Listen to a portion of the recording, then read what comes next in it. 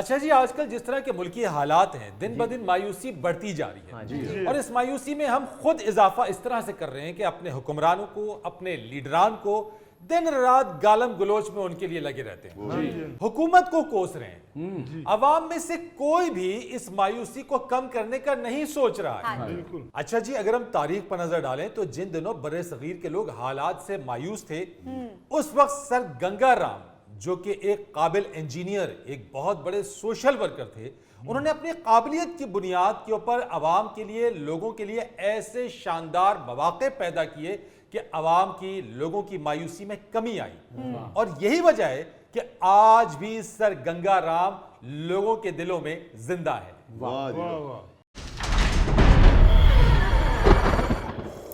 लो जी, बाबा जी की रूह खुद तशरीफ ले आई है। तशरीफ लाइए जनाब, sir Ganga Ram, the father of modern Lahore.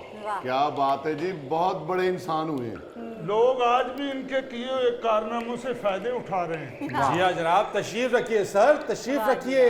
और गोगा जी, आपने बड़ी अच्छी बात कही है कि आज तक लोग इनके किए हुए, इनके लगाए गए जो मंसूबे, अवाम की फलाह बहबूद के लिए जो काम किया, लोग दुआएं देते हैं आज भी इन्हें। बेशक। बहुत शुक्रिया जनाब, बहुत शुक्रिया।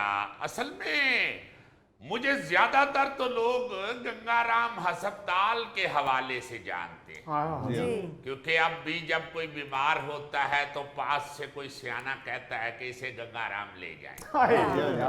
ये जो लोग आज तक प्यार करते हैं, मेरे साथ मोहब्बत करते हैं, उसकी वजह सिर्फ ये थी कि मैंने इस मट्टी से प्यार किया। और वो जो मेरा इस मट्टी से प्यार था, मैंने उसे अपने जाती मफादात की जंजीर से आजाद रखा। जब आप जाती मफादात को भूल जाते हैं, इंसानियत की खिदमत पे चल निकलते हैं, तो फिर ये हो नहीं सकता कि इंसानों के दिलों से आप निकल जाएं।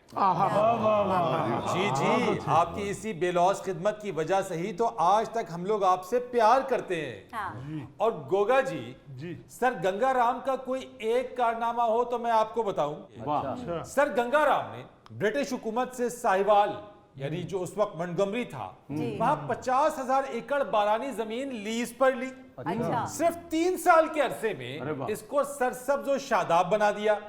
हत्ता कि इसी जमीन की आमदन से यहाँ पर आबपाशी का निजाम भी बना दिया। अच्छा, सिर्फ यही नहीं, आगे चलिए। सर गंगा राम ने ताजे बरतानिया की मुलाजमत छोड़कर जिला लायलपुर, जो कि आज फैसलाबाद है, 500 एकड़ जमीन खरीदकर एक गांव आबाद किया, जिसे गंगापुर का नाम दिया गया। गंगापुर में हजारों की तादाद में दरख्त लगाए, फसलों, सब्जियों और चारा की पैदावार के लिए मकामी और गैर मुल्की बीजों के मयार पर खुसूसी तवज्जो दी। अच्छा, ये भी मैं आप लोगों को बताऊं कि गंगापुर हिंदुस्तान का पहला फार्म था जहां पर ज़राई मशीनरी का इस्तेमाल हुआ।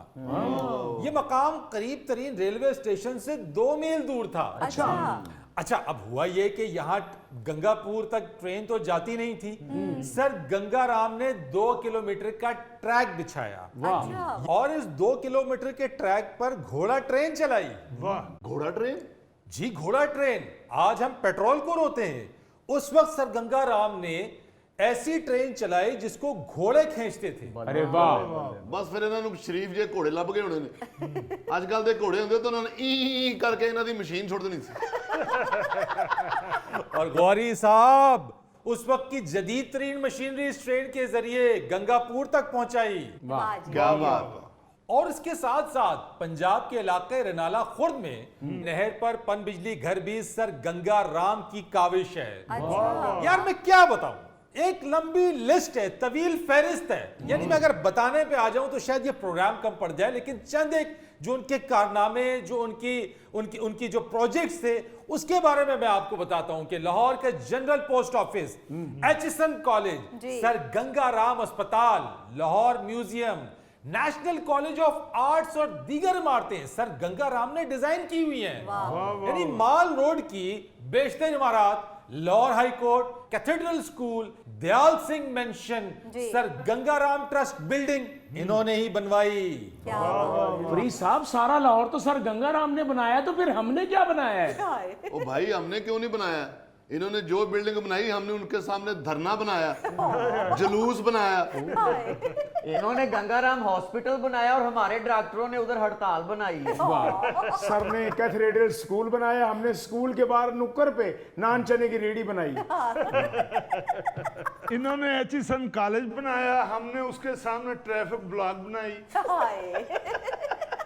यार असल में बात ये थी कि मैं चूंकि कौमी सोच का मालिक था, मैं सबका भला सबकी खैर के हवाले से जिंदगी गुजार रहा था। वाह